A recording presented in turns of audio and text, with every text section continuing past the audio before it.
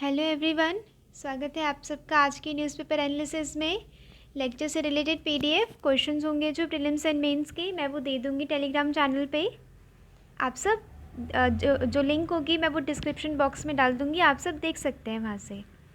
ठीक है, स्टार्ट करते हैं पहली न्यूज़ से। Government notifies one nation one election panel. इसमें आपको पॉलिटिकल न्यूज़ नहीं पढ़नी, बट क्या पढ़ना है जो आपके लिए इम्पॉर्टेंट है एग्ज़ाम पॉइंट ऑफ व्यू से, वो है साइमल्टेनियस इलेक्शन। ठीक है, एक हाई लेवल कमेटी बनाई गई थी जिसमें कुछ मेंबर्स थे ऑपोजिशन के, एक दो मेंबर्स उन्होंने डाल दिए थे। अब वो ऑपोजिशन के मेंबर्स कह रहे हैं कि ये एक बिल्कुल आई वॉश है कि ऑपोजिशन की राय नहीं सुनी जाएगी, हम इसे विड्रॉ कर रहे हैं। ठीक है, उन्होंने मीटिंग में पार्टिसिपेट करने से ही इनकार कर दिया। High level committee headed by former President Ramnath Kovind to examine and make recommendation for holding simultaneous elections। कहाँ के? Lok Sabha, state assemblies, municipalities and panchayat. Congress MP Adhir Ranjan Chowdhury, the lone opposition voice in the panel, decline to be the part of exercise. ठीक है, उन्होंने इसमें participate करने से मना कर दिया। ठीक है, ये वो डिसीजन लिया गया है जो कांग्रेस की हाईएस्ट लेवल कमेटी है वहाँ से लिया गया है। इन्होंने क्या बोला है कि ये बिल्कुल एक आई वॉश है। आई वॉश मतलब कि धोखा दिया जा रहा है ऑपोजिशन को, जनता को धोखा दिया जा रहा है। टास्क क्या है कमिटीज़ के? प्रपोज अमेंडमेंट्स, जो कॉन्स्टिट्यूशन में अमेंडमेंट्स करने हैं ना, कि इलेक्शंस, जो इलेक्शन रिलेटेड कुछ आर्टिकल है उसमें अमेंडमेंट करना है, रिप्रेजेंटेशन ऑफ पीपल एक्ट में करना है। ठीक है, examine modalities of using single electoral roll and voter ID. Examine logistic means क्या क्या रिसोर्सेज की ज़रूरत होगी एंड मैन पावर रिक्वायर्ड, जैसे कि ईवीएम्स हो गए, वीवीपैट हो गए, कितनी फोर्सेस, कितने सिक्योरिटी फोर्सेस को डिप्लॉय किया जाएगा, कितने गवर्नमेंट एम्प्लॉयज़ को डिप्लॉय किया जाएगा। ठीक है, इन सब के रिकमेंडेशंस को ये सब रिकमेंड करेंगे एनालाइज करके, एंड फाइनल डिसीजन लिया जाएगा, या फाइनल जो चेंजेस हैं कॉन्स्टिट्यूशन में वो लाई जाएंगे। आपके लिए यहाँ पे इम्पोर्टेंट हो जाता है साइमल्टेनियस इलेक्शन, आपके mains point of view GS paper 2। The concept of simultaneous election was given under one nation one election which refers to the holding elections to the Lok Sabha, state legislative assemblies, panchayat and urban local bodies का simultaneously हो जाए, मतलब एक साथ हो जाए, या कुछ ही टाइम स्पैन के गैप में हो जाए। ठीक है, नेक्स्ट पॉइंट क्या है? The idea of simultaneous election is about structuring the Indian cycle. जो इंडियन इलेक्शन साइकिल है ना, वो इस मैनर में स्ट्रक्चर करना कि लोकसभा एंड स्टेट असेंबलीज़ के जो इलेक्शंस है ना वो सिंक्रोनाइज्ड हो जाए, वो सिंक में आ जाए, मतलब वो एक साथ हो जाए। राइट। चैलेंजेस क्या है? चैलेंजेस हम ऐसे फ्रीक्वेंट इलेक्शंस, या फिर challenges posed by frequent elections. क्या? Massive expenditure. ठीक है, काफ़ी ज़्यादा खर्चा होता है उसमें। Policy paralysis that results from imposition of model code of conduct during election time. Impact of delivery of essential services. जो इसेंशियल सर्विसेज अगर बार बार किसी न किसी के अगर इलेक्शंस कंडक्ट करवाए जाएंगे तो काफ़ी वो, मतलब पब्लिक लाइफ पे भी काफ़ी फ़र्क पड़ता है, असर पड़ता है। Burden on crucial man power. जो इलेक्शन टाइम पे क्रूशियल जो सिक्योरिटी के लिए फोर्सेस लगाई जानी चाहिए वो लग जाती हैं इलेक्शन को कंडक्ट करवाने में, और बार बार लगती हैं, किसी न किसी स्टेट में लगती रहती हैं। इसमें एक बर्डन हो रहा है, उनका यूटिलाइजेशन, प्रॉपर यूटिलाइजेशन नहीं हो पा रहा है। Right. Puts pressure on political parties. ठीक है, जो स्मॉलर वंस हैं उन पे क्या होता है कि एक प्रेशर सा क्रिएट हो जाता है कि वो लोग भी ज़्यादा एक्सपेंडिचर करें, क्योंकि अब उनके स्टेट के, अब उनके रीजन के इलेक्शंस आ रहे हैं। Right. Benefits of simultaneous election की, जो साइमल्टेनियस मीन्स जो साथ साथ में इलेक्शन होंगे, उनका क्या फ़ायदा है? गवर्नेंस एंड कंसिस्टेंसी, यानी कि हमेशा जो कंपेइंग मोड होता है ना उनका, इलेक्शन कंपेइंग मोड मतलब रैली वैली निकालते हैं, उससे फोकस हटेगा वो, तब तो जाके गवर्नेंस पे फोकस करेंगे। राइट। साइमल्टेनियस इलेक्शन में क्या है, बस 5 साल में एक बार ये चीज़ें हो जाएंगी और उसके बाद क्या है, जो जो सरकारें हैं वो अपने अपने गवर्नेंस पे ज़्यादा ध्यान दे पाएंगी। Reduced expenditure of money and administration, right. ज़्यादा फोर्सेस को डिप्लॉय नहीं किया जाएगा, मतलब हर बार नहीं किया जाएगा वो, मतलब 5 साल में एक बार हो गया, हो जाएंगे डिप्लॉय, उसके बाद अपने अपने कामों पे लग जाएंगे, सिक्योरिटी में लग जाएंगे। Continuity in policy and programmes, यानी कि गवर्नमेंट क्या होता है, बार बार उनका हटना होता है, कंटिन्यूटी नहीं रह जाती पॉलिसीज़ में। जब साइमल्टेनियस इलेक्शन होंगे तो कंटिन्यूटी आएगी पॉलिसी में, 5 साल तक के लिए तो आएगी ही। Efficiency of governance, populist measure by government will reduce, जैसे कि कोई स्टेट का इलेक्शन है तो नेशनल गवर्नमेंट भी कहती है, रूलिंग पार्टी भी कहती है कि हम आपके लिए ये करेंगे ये करेंगे। ये पॉपुलिस्ट मेजर्स जो होते हैं, ठीक है, वोटर्स को अपनी तरफ लाने के जो मेजर्स होते हैं ना, वो कम हो जाएंगे, ठीक है। The impact of black money on the voters will be reduced at the elections held at a time, यानी कि एक बार में इलेक्शंस हेल्ड होंगे तो ब्लैक मनी सर्कुलेशन भी कम होगा। इम्पैक्ट ऑन रीजनल पार्टीज़, क्या रीजनल पार्टीज़ पे इसका क्या इम्पैक्ट रहेगा। There is always a tendency of for voters to vote the same party in power in the state and at the centre in the case of Lok Sabha polls, यानी कि अगर simultaneous elections होते हैं तो ये एक टेंडेंसी देखी गई है, यानी कि 1967 से पहले भी साइमल्टेनियस इलेक्शंस होते थे, वहाँ पे ये एक टेंडेंसी नोट की गई है, ये एक बिहेवियर नोट किया गया है वोटर्स का, कि वो ज़्यादातर सेंट्रल जो गवर्नमेंट है, जो नेशन की जो रूलिंग पार्टी है और जो स्टेट की पार्टी है, वो एक जैसा दोनों को वोट करते हैं। वो जैसे कि रूलिंग पार्टी बीजेपी तो स्टेट पार्टी भी बीजेपी, राइट। तो ये एक वोटर का बिहेवियर देखा गया है, यानी कि अगर आपको क्वेश्चन आएगा, इंटरव्यू में पूछा जाएगा कि साइमल्टेनियस इलेक्शंस को आप एक मल्टी डायमेंशनल व्यू से आप दिखाइए कि आप इससे क्या इसमें थोड़े नुकसान हो सकते हैं, तो आप बताएंगे कि जो रीजनल पार्टीज़ है ना, मतलब कि वोटर्स पे क्या फ़र्क पड़ेगा कि वो रीजनल पार्टीज़ को नहीं, वो नेशनल पार्टी को ही वोट देंगे, और जो नेशनल पार्टी उनकी रीजन में है उसको वोट देंगे, ठीक है। एक डेमोक्रेसी यहाँ पे कम हो रही है कहीं ना कहीं, जो छोटी पार्टीज़ है उनके लिए नुकसान हो रहा है, उन्हें आगे बढ़ने का मौका नहीं मिलेगा, 2 पार्टीज़ यहाँ पे डोमिनेट कर जाएंगी, बीजेपी और कांग्रेस, राइट। जैसे कि अभी आजकल स्टेट्स में क्या होता है, जैसे कि यूपी में है बीजेपी है, कांग्रेस है, सपा है, बीएसपी है, इसमें रीजनल पार्टीज़ का कोई चांस रहता है कम से कम, बट जब साइमल्टेनियस इलेक्शंस होंगे तो नेशन भी बीजेपी, यहाँ पे भी बीजेपी, या नेशन कांग्रेस तो यहाँ पे भी कांग्रेस, ऐसा कुछ चलेगा। आपको बायस्ड होके नहीं कुछ आपको ओपिनियन रखना है, वहाँ पे आपको एक पॉलिटिकली न्यूट्रल, वहाँ पे है ना, फाउंडेशन सिविल सर्विसेज में एक वैल्यू है, कौन सी, पॉलिटिकल न्यूट्रलिटी चाहिए वहाँ पे, तो वैसा आपको एक ओपिनियन प्रेजेंट करना है इंटरव्यू में। For simultaneous elections to be implemented, changes लगेंगे कॉन्स्टिट्यूशंस एंड लेजिस्लेशन में। कौन सा, आर्टिकल 83, वो क्या कहता है, duration of houses of parliament, ठीक है, जो लोकसभा है उसके ड्यूरेशन में चेंजेस होंगे, क्योंकि अगर सिंक करना है ना, सिंक्रोनाइज करना है दोनों के, या फिर म्यूनसिपैलिटी, इन सब के इलेक्शंस को, तो इनकी ड्यूरेशन को कुछ आगे पीछे करना पड़ेगा। ये कल पढ़ाया था मैंने, article 85, dissolution of the Lok Sabha by president, article 172 relating to the duration of state legislature, the representation of people act 1951, जो टेन्योर होता है पार्लियामेंट का इन असेंबलीज़ का, ठीक है, क्योंकि 5 साल जो है ना वो कॉन्स्टिट्यूशन में तो मेंशन नहीं है, राइट, वो है रिप्रेजेंटेशन ऑफ पीपल एक्ट में है मेंशन, तो उस पर भी हमें चेंजेस लेके आने होंगे। अब ऑपोजिशन इसे इसलिए क्रिटिसाइज़ कर रही है कि ये मतलब ऑपोजिशन का व्यू पॉइंट नहीं रखा जा रहा है, आर्बिट्ररी ही कमेटी इस्टेब्लिश कर दी गई, कमेटी का गठन हुआ एंड वहाँ पे काम हो रहा है, हम नहीं जाएंगे, कुछ ऐसे करके वहाँ पे अभी क्रिटिसाइज़ किया जा रहा है। नेक्स्ट न्यूज़ ये वाली इंपॉर्टेंट है। इसरोस PSLV कल आदित्य L1 चला गया ऊपर।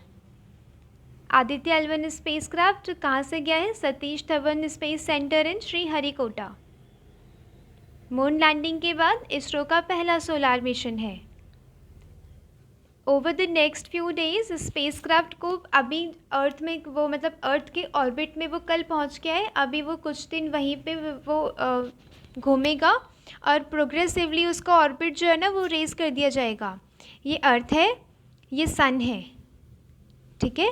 अब अर्थ के आसपास का जो ऑर्बिट है ना अभी यहाँ पे लगाया गया है उसे, उस सैटेलाइट को, राइट, उस स्पेसक्राफ्ट को अभी यहाँ पे वो उसे लगाया गया है। फिर क्या होगा, धीरे धीरे ये अपना ऑर्बिट चेंज करेगा और ऐसे जो मैनूवर करके बताया था मैंने, जैसे चंद्रयान गया था घूम घूम के, और ऐसे यहाँ पे जो लैग रेंज 1 पॉइंट है यहाँ पे रख दिया जाएगा। जो सन के आसपास ना एक लैग रेंज पॉइंट होता है, यहाँ से सारे ऑब्जर्व करेंगे सन को, स्टडी करेंगे सन को, ठीक है। कम से कम 125 दिन में उसे 125 दिन लग जाएंगे उसे यहाँ पे ऐसे ऐसे राउंड करने में,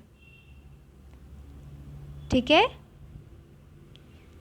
तो ये कितना 1.5 मिलियन ये डिस्टेंस कवर करेगा, यानी कि अर्थ के लास्ट वाले ऑर्बिट से यहाँ पे जो जाएगा ये 1.5 मिलियन वो मतलब डिस्टेंस कवर करेगा। और ये टोटल डिस्टेंस, यानी कि टोटल डिस्टेंस का क्या है, सिर्फ 1% है।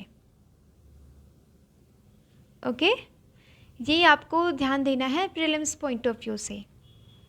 Next important news is laptop PC import may be allowed only from trusted places, यानी कि गवर्नमेंट ने बोला है जो ट्रस्टेड जोग्राफीज़ है ना आप वहाँ से सिर्फ इंपोर्ट करिए लैपटॉप्स को, PC को, राइट। अभी इंपोर्ट बैन लगा दिया गया था, अब कह रहे हैं कि ट्रस्टेड जोग्राफी से। ट्रस्टेड जोग्राफी मीन्स हाँ कि उस कंट्री पे भरोसा है, राइट। वो कुछ एंटी ट्रेड रिलेटेड एक्टिविटीज़ होती है ना कि लाइक डंपिंग हो गई, गुड्स को डंप कर दिया जाता है, ऐसी चीज़ें नहीं करेंगे, ठीक है। जब ये वाला क्वेश्चन आएगा कि रिसेंटली, आपको ये आ सकता है GS पेपर 2 में भी आ सकता है। जब इंटरनेशनल रिलेशन आएगा आप ये एक डायमेंशन वहाँ पे प्रेजेंट कर सकते हैं। ये वाला क्वेश्चन इंटरव्यू में आ सकता है कि जो इम्पोर्ट बैन है उस पर आपका क्या कहना है, कि जो ये ट्रस्टेड प्लेसेस से कही गई हैं इस पर आपको क्या मतलब इस पर आपका क्या कहना है। आप एक जियोपॉलिटिकल न्यूट्रल आप एक आंसर देंगे, एक डिप्लोमेटिक आंसर देंगे। आप ये नहीं बोलेंगे कि चाइना को कर्ब करने के लिए ये किया गया। The centre is working on A proposal that could introduce a condition that finished IT hardware such as laptop, personal computers and servers can only be imported from trusted geographies. A move aimed at curbing imports from China. ठीक है, जो Delhi and Beijing जो हमारी जो capital है और जो उनकी कैपिटल, उनके बीच में एक रिफ्ट क्रिएट हो रहा है। उस रिफ्ट को ये थोड़ा और डीप कर रहा है ये वाला जो डिसीजन है, राइट। क्योंकि हम ज़्यादातर चीज़ें ये वाली कौन सी चाइना से ये वो इंपोर्ट करते हैं। आपको क्या आंसर देना है, चाइना पे अटैक करने का आपको नहीं बोलना सीधे कि चाइना पे अटैक हो रहा है, ये सीधे सीधे आपको कहना है ये इंपोर्ट को सब्सटीट्यूट किया जा रहा है। इंपोर्ट सब्सटीट्यूशन यहाँ पे सरकार का एम है, मेक इन इंडिया यहाँ पे एम है। आपको सरकार के साथ चलना है, चाहे कोई सी भी सरकार हो, आपको अपने देश के साथ चलना है। देश को वो जो पॉजिटिव पॉइंट्स लिए गए हैं ना वो चीज़ें दिखाएंगे, आप बायस नहीं होके दिखाएंगे। आप बोलेंगे कि चाइना हमें ज़्यादातर ये मतलब इंपोर्ट करती है, इससे चाइना पे डिपेंडेंस कम हो जाएगा, चाइना पे अटैक हो जाएगा, ये नहीं बोला, ठीक है। इससे चाइना पे क्या होगा, हमारा डिपेंडेंस कम हो जाएगा, हमारा इंपोर्ट सब्सटीट्यूशन होगा, हमारी कंट्री में मैन्युफैक्चर किया जाएगा, राइट। ये ऐसे आपको बिल्कुल डिप्लोमेटिक तरीके से अपने आंसर्स लिखने होते हैं और इंटरव्यू में आंसर देना होता है। Refer to as an import management system, एक इम्पोर्ट मैनेजमेंट सिस्टम बनाया जाएगा जिसके थ्रू सरकार मॉनिटर करेगी कि कौन कौन इम्पोर्ट कर रहा है ट्रस्टेड जोग्राफिकल प्लेसेस से। Beyond laptops, personal computers and servers, directives could be applied on a large range of finished IT hardware equipments. जो 5G सेंसर्स हो गए, जो प्रीडोमिनेंटली चाइना से इंपोर्ट किए जाते हैं ना, उन्हें भी काफ़ी रेंज में कवर कर लिया जाएगा. आपको सिर्फ ये समझना है और अपना एक व्यू पॉइंट यहाँ पे क्रिएट करना है कि अगर कोई क्वेश्चन आएगा इंटरव्यू में तो आप डिप्लोमेटिक तरीके से आप कैसे आंसर दे पाएंगे, अपने इकोनॉमी के बढ़ावे के लिए आप कैसे आंसर दे पाएंगे. राइट, ये वाली चीज़ें आपको ध्यान में रखनी होती हैं.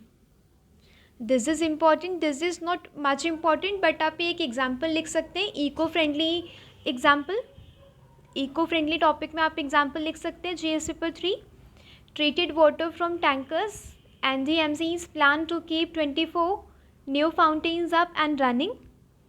जो फाउंटेन्स लगाए जाते हैं ना, वो ये आपको एग्जांपल देना है कि वो पोर्टेबल वाटर, जो ड्रिंकिंग वाटर होता है ना, उसे नहीं यूज़ करना चाहिए. ठीक है, क्योंकि वाटर क्राइसिस है. वाटर क्राइसिस पे आप अगर कोई क्वेश्चन वो लिखेंगे तो आप ये लिख सकते हैं कि फाउंटेन में क्या किया गया, ट्रीटेड वाटर को यूज़ किया गया, not potable drinking water, because regular drinking water and clean water could not be used as it would be a waste of resources. ठीक है, इसीलिए क्या हो रहा है, टैंकर्स से ट्रीटेड वाटर को मंगवा के फाउंटेन वगैरह में लगाया जा रहा है. G20 की मीटिंग होने वाली है दिल्ली में. राइट, ये वाला G20 मैं आपको पूरा होलिस्टिकली कवर करा दूंगी, मल्टी डायमेंशनल से कवर करवा दूंगी जब ये मीटिंग कंक्लूड हो जाएगी. राइट, उसी दिन हम G20 को पूरा होलिस्टिकली PPTs के थ्रू पढ़ लेंगे. ISRO puts rover in hibernation, hopes to extend mission life. ये दिस इज़ इम्पॉर्टेंट, क्योंकि हमारे पास उतनी मशीनरीज नहीं थी कि नाइट में या फिर बहुत विंटर में काम करवाया जा सके रोवर से, तो उसे हाइबरनेशन में रख दिया गया. हाइबरनेशन मतलब होता है विंटर के टाइम पे सुप्त अवस्था, dormant stage. Put rover in an hibernation mode as the day light time on moon is coming to an end. Around 10 days हो गए हैं. 23 अगस्त से 23 अगस्त को लैंड किया था ये. राइट, उससे क्या हो गया, कम से कम 10 डेज़ हो गए हैं. अब वहाँ पे अब रात होने वाली है चाँद पे, रात होगी चाँद पे, तो वहाँ पे -200 डिग्री सेल्सियस से भी ऊपर होता है, आई मीन नीचे होता है ये. This is -120 degree Celsius. ठीक है, इससे भी नीचे वहाँ पे टेम्परेचर हो जाता है. तो हमारे पास ऐसे कुछ मशीनरीज नहीं थी कि वहाँ पे वो नाइट में भी काम कर सके या उसे हीटिंग मैकेनिज्म वहाँ पे प्रोवाइड करवाया जा सके. वो चीज़ नहीं थी हम पे. तो हमने क्या किया, हमने उसे 10 डेज़ तक यूज़ किया. उसने कुछ चीज़ों का पता लगाया, जैसे कि सल्फ़र का पता लगाया, कुछ क्रेटर्स उसने फाइंड किए थे. काफ़ी रिसेंटली न्यूज़ में था ये सब. राइट, कहीं पे क्रेटर मिला, सल्फ़र मिला, ऐसे करके पता लगाया और अब उसे सुप्त अवस्था में रख दिया गया, उसे ऑफ कर दिया गया. इसमें क्या होता है, the Chandrayaan 3 lander and rover were expected to operate only for 1 lunar day. हमारे अर्थ को 14 डेज़ ना, वहाँ पे सिर्फ 1 लूनार डे होता है, वहाँ का सिर्फ एक दिन होता है. This is because the electronics were not designed to withstand very low temperature. हमारे जो मशीनरीज थी, हमारे जो इलेक्ट्रॉनिक्स थे, वो ऐसे डिज़ाइन नहीं किए गए थे कि वो लो टेम्परेचर में भी काम कर सके.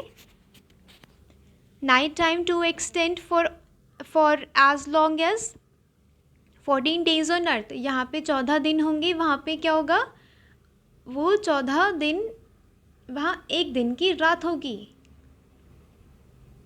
डे एंड नाइट वहाँ पे भी होते हैं. राइट, समझना ये है कि डे एंड नाइट वहाँ पे भी होते हैं, बट हमारा जो 14 डेज़ है ना, हमारा जो 14 डेज़ है यहाँ पे अर्थ पे, वहाँ पे 1 डे है मून पे. यानी कि हमारे पास एक मतलब 12 आवर्स की नाइट और 12 आवर्स का डे होता है ना, ऐसे वहाँ पे 14 आवर्स की नाइट, 14 डेज़ की नाइट एंड 14 डेज़ का क्या होगा, सनलाइट दिन होगा.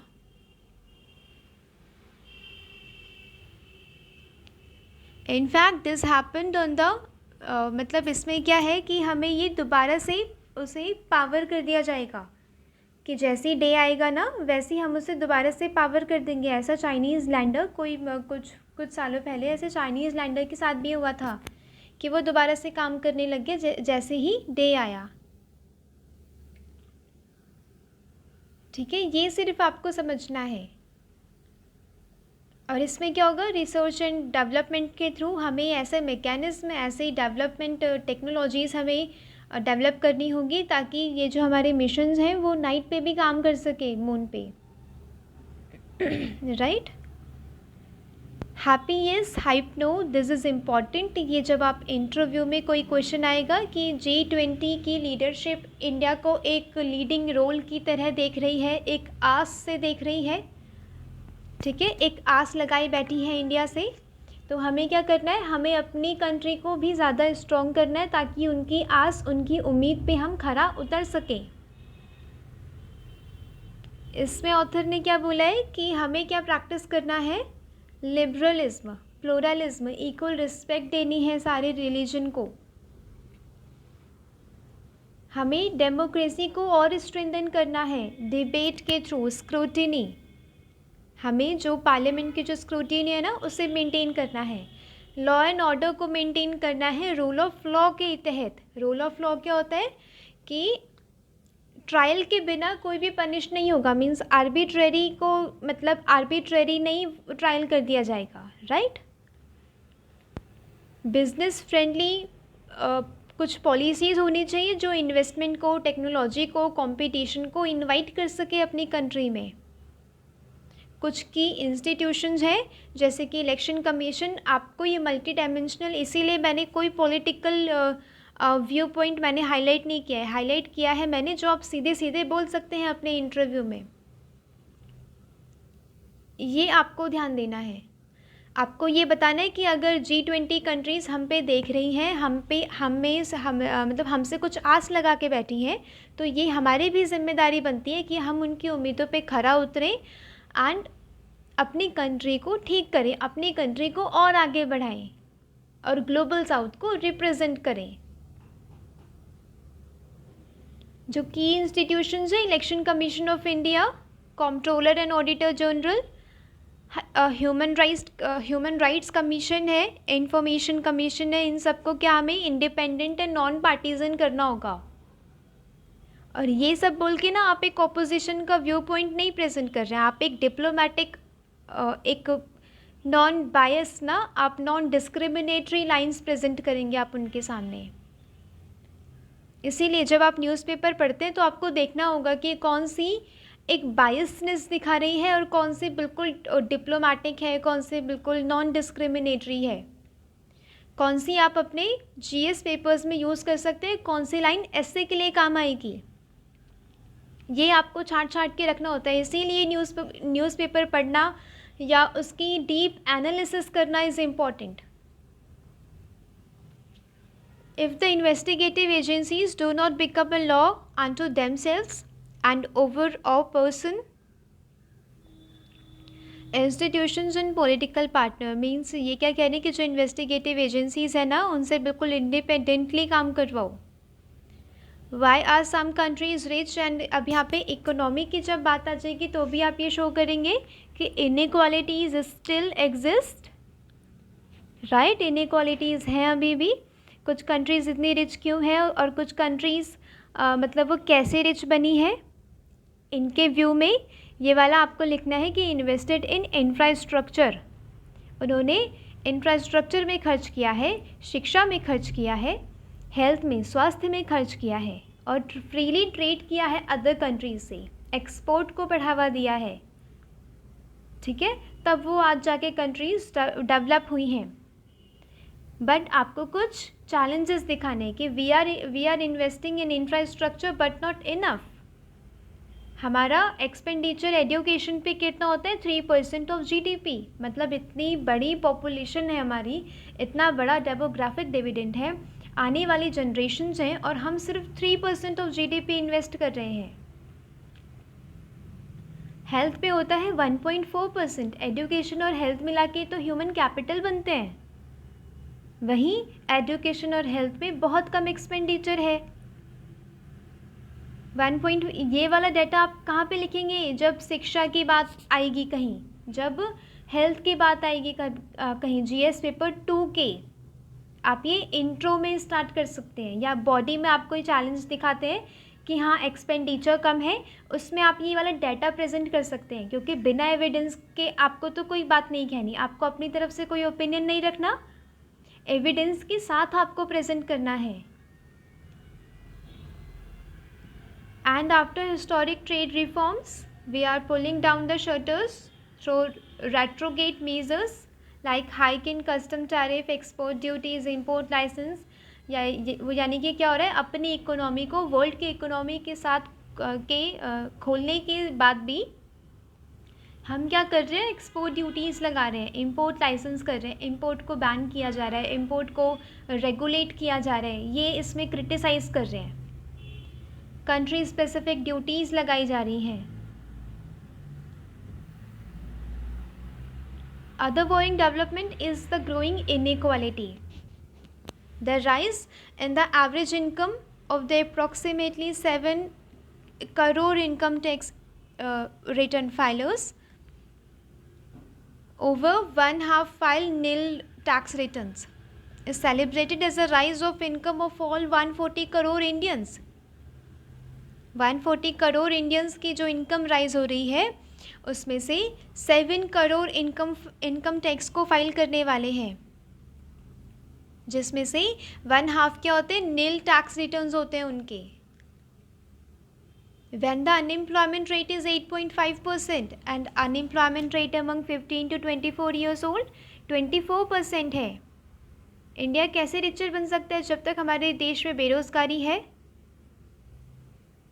When the bottom 50% of the population earns only 13% of the nation's income, owns 3% of country's nation wealth, India कैसे रिच बन सकता है? या आपको जो नेगेटिव पॉइंट्स होते हैं ना, आपको ये भी प्रेजेंट करना है, आपको पॉजिटिव पॉइंट्स भी प्रेजेंट करना है, और एक कंक्लूड करना है कि हमें इनइक्वालिटीज़ हटानी होंगी। बेसिकली आपको एक ऑप्टिमिस्टिक आंसर देना है, ठीक है, कि इंडिया 5 ट्रिलियन इकोनॉमी बनने के रास्ते पर है, ऊंचाइयों को छू रहा है, नई नई ऊंचाइयों को छू रहा है। बट हमें कुछ ऐसे इश्यूज़ हैं जो टैकल करने ज़रूरी हैं, लाइक एक्सपेंडिचर को बढ़ाना है जो एजुकेशन और हेल्थ में, और इनइक्वालिटीज़ को कम करना है, इक्वल डिस्ट्रीब्यूशन ऑफ रिसोर्सेज करना है, ठीक है। The leaders of the world के जो 20 लार्जेस्ट इकोनॉमी है ना, वो उनकी आंखें हम पर रहेंगी। तो हमें क्या करना है, हमें अपनी इकोनॉमी पे, हमें अपनी कंट्री के अंदर देखना है। नेक्स्ट इज़ इम्पॉर्टेंट, ये आपके जीएस पेपर 2 में जो बेसिक स्ट्रक्चर है उस पर मतलब उसके लिए ये वाला एक इम्पॉर्टेंट टॉपिक है। Debate and shifting stands on presidential system. In 1973 Kesavananda Bharati versus state of Kerala case, supreme court ने क्या रूल किया था कि अगर आप 368 आर्टिकल के तहत आपके पास अगर अमेंडिंग पावर है ना, तो आप अमेंड कर सकते हैं constitution, but you can not alter the basic structure of the constitution, ठीक है। जो बेसिक ढांचा है हमारे कॉन्स्टिट्यूशन का, जो बेसिक वैल्यूज़ हैं, जो मतलब की to the mind of makers of the constitution है, आपको उन सबको आप अल्टर कर सकते हैं। One of the key pillars of the basic structure, ये आपको लाइन नोट करनी है अपने जीएस पेपर 2 के लिए। One of the key pillars of basic structure is the representative और parliamentary form of democracy. Parliamentary form of democracy भी एक पार्ट है बेसिक स्ट्रक्चर का। And there have been instances in the past जहाँ पे presidential election को call किया गया, यानी कि प्रेसिडेंशियल इलेक्शन को लाने की बात की गई। In the years preceding and following Kesavananda, there were often accusations often inside parliament and outside of it. The Indira Gandhi was heading towards a presidential system, ठीक है, केशवानंद के पहले भी और बाद में भी ये कुछ कुछ आरोप लगाए गए इंदिरा गांधी पे कि वो क्या है, प्रेसिडेंशियल सिस्टम की तरफ अपना रुख कर रही हैं। अगस्त 1972 में क्या है, करनी सिंह एक इंडिपेंडेंट एमपी थे बीकानेर से, उन्होंने प्राइवेट मेंबर बिल को इंट्रोड्यूस किया। प्राइवेट मेंबर कौन होता है? जो मिनिस्टर नहीं होता, राइट जो मिनिस्टर नहीं होता, एमपी होता है, मतलब मेंबर ऑफ पार्लियामेंट है बट मिनिस्ट्रियलशिप में नहीं है, मिनिस्टर नहीं है, वो होता है प्राइवेट मेंबर। तो ये प्राइवेट मेंबर बिल को भी मतलब लाने की इंडिपेंडेंस है कि प्राइवेट मेंबर अपना मत रखें, अपना अपने विचार प्रेजेंट करें, राइट ये वाला आपको ध्यान पे देना है। तो किसी ने भी वोट नहीं किया था। Swaran Singh committee constituted by then Congress president Devkanta Barooah in 1976 has concluded, क्या रिपोर्ट में बोला था उन्होंने, in a vast country like India, जब पार्लियामेंट्री फॉर्म ऑफ गवर्नमेंट पे क्वेश्चन आए आपको ये नोट करना है, ठीक है। स्वरण सिंह कमेटी ने क्या बोला था, जो उस टाइम के कांग्रेस प्रेसिडेंट थे, उन्होंने क्या बोला कि हमारी कंट्री में पार्लियामेंट्री सिस्टम बहुत ज़रूरी है, राइट क्योंकि क्या हुआ था, एमरजेंसी का टाइम आपको याद होगा, एमरजेंसी के टाइम पे विदाउट जो कैबिनेट, बिना कैबिनेट मिनिस्टर से कंसल्ट किए सिर्फ प्रेसिडेंट को ये बोल दिया गया था कि आप एमरजेंसी लगाइए, ठीक है। उसके बाद 44th अमेंडमेंट के थ्रू ये हुआ ना कि आपको कि यूनियन कैबिनेट पहले रिटर्न में देगी, पहले रिटर्न में देगी, उसके बाद होगा, और 1 मंथ के अंदर अंदर हाउसेस से अप्रूव भी करवाना है, राइट तो ये क्या चल रहा था, ये प्रेसिडेंट एंड प्राइम मिनिस्टर का उस समय नेक्सस चल रहा था कि प्राइम मिनिस्टर ऑर्डर दे देगा, प्रेसिडेंट कर देगा। तो यह टाइप ऑफ कि प्रेसिडेंट क्या है, वो एक रिप्रेजेंटेटिव है कि वो रिप्रेजेंट कर रहा है इंडिया के व्यूज़ को, बट ऐसा उस टाइम पे नहीं था, राइट इसीलिए बोला गया कि कैबिनेट अगर रिटर्न में देगी तो ही हो पाएगा, तो ही इलेक्शन, तो ही एमरजेंसी लग पाएगी। ये वाली लाइंस आप सबके लिए इंपॉर्टेंट है कि in a vast country like India with the kind of regional diversity, हमारे पास जिस काइंड की रीजनल डाइवर्सिटी है, वेरियस एथनिसिटीज़ हैं, Kukis, Meiteis, so many different types of people are there, right अलग रिलीजन है, लैंग्वेजेस हैं, so many languages like Dravidian, ऊपर आर्यन, बहुत सारी लैंग्वेजेस को मतलब के डिविजन्स हैं।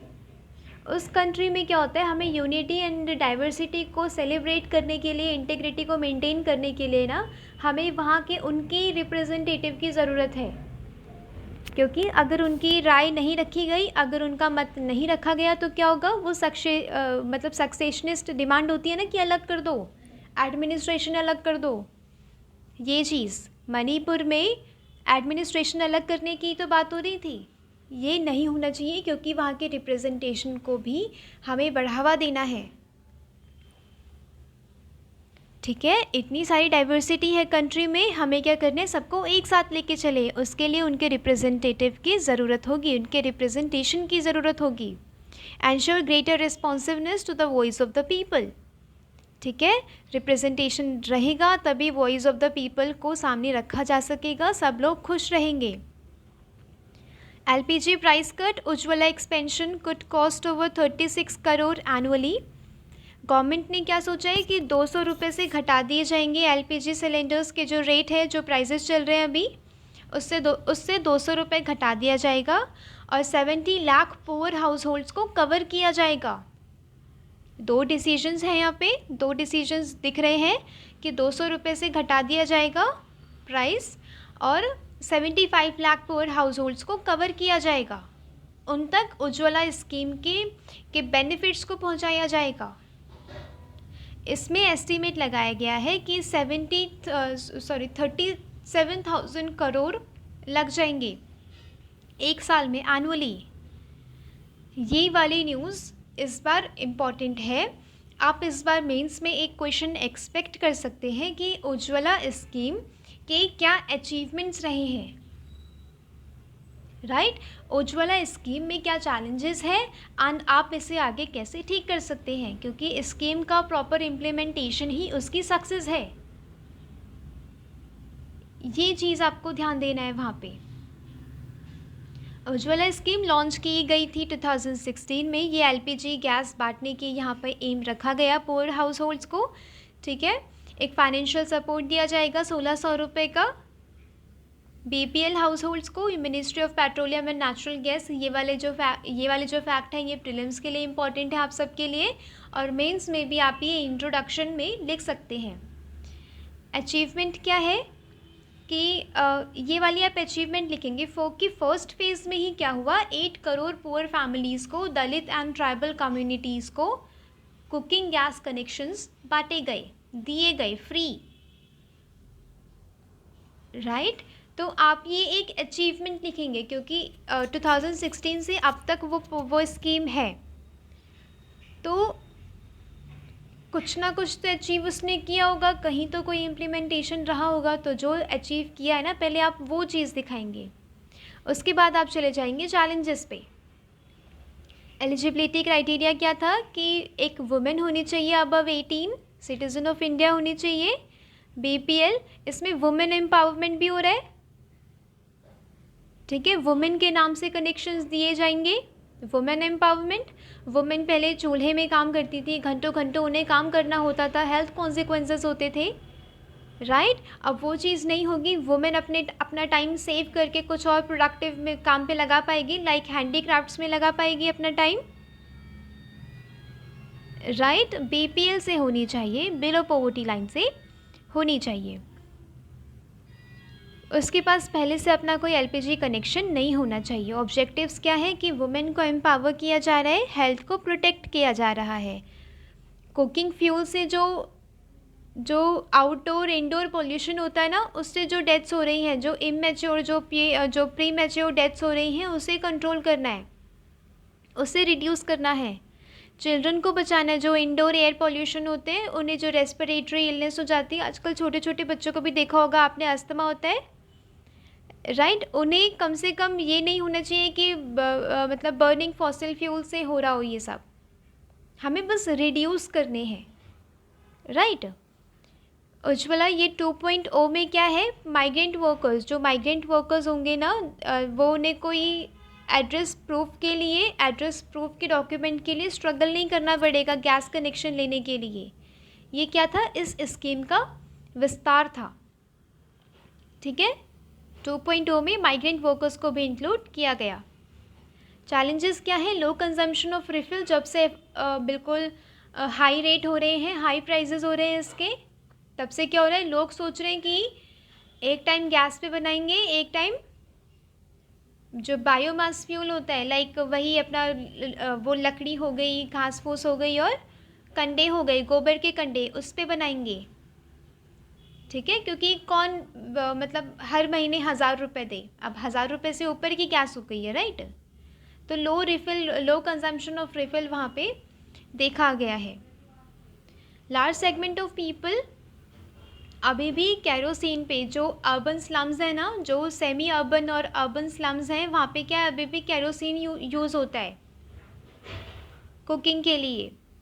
डेफिशिएंसीज है इसमें, जैसे कि होस्ट बेनिफिशरीज़ जो बीपीएल फैमिली से नहीं है, फिर भी किसी ना किसी सोर्स वगैरह से वो क्या कर रहा है, सोर्स लगाना क्या होता है कि गांव के प्रधान मिले हैं आपस में, और वो क्या कर रहे हैं, घोस्ट बेनिफिशरीज़ को ले रहे हैं, घोस्ट बेनिफिशरीज़ को कनेक्शंस दे रहे हैं,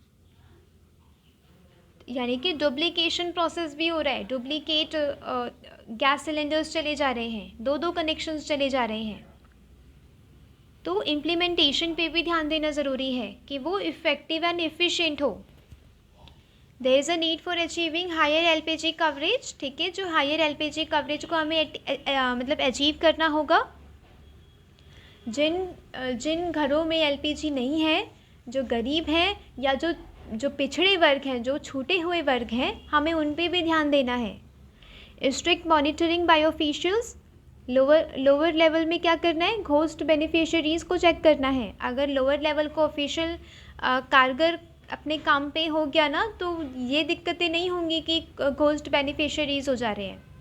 घोस्ट बेनिफिशियरी क्या है, ये एक इम्पॉर्टेंट कीवर्ड है। जब आप किसी स्कीम के इम्प्लीमेंटेशन में लिखते हैं ना, तो आप ये कीवर्ड आप किसी भी आंसर में लिख सकते हैं जहाँ पे स्कीम की बात की गई हो। ठीक है, कि घोस्ट बेनिफिशियरीज तक फ़ायदा नहीं जाना चाहिए। This scheme should be extended to poor household, जो अर्बन एंड सेमी अर्बन जो स्लम्स हैं वहाँ पे ये इसे एक्सटेंड करने की ज़रूरत है, क्योंकि वहाँ पे अभी भी कैरोसिन का यूज़ होता है, बायोमास फ्यूल का यूज़ होता है।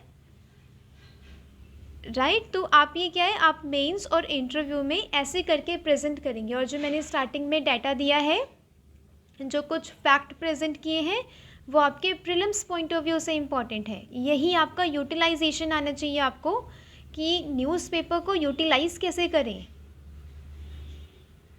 राइट, आज के लिए न्यूज़पेपर में था बस इतना ही। मिलते हैं कल के लेक्चर के PDF मैं नहीं दे पाई थी कुछ अर्जेंसी की वजह से, उसके लिए आई एम सो सॉरी। मैं आज इन दोनों लेक्चर्स की PDF आपको एक साथ कंपाइल करके दे दूँगी अपने टेलीग्राम चैनल पे। लिंक मैं डिस्क्रिप्शन बॉक्स में डाल दूँगी, आप सब देख लीजिएगा वहाँ से। Thank you so much, thanks for watching.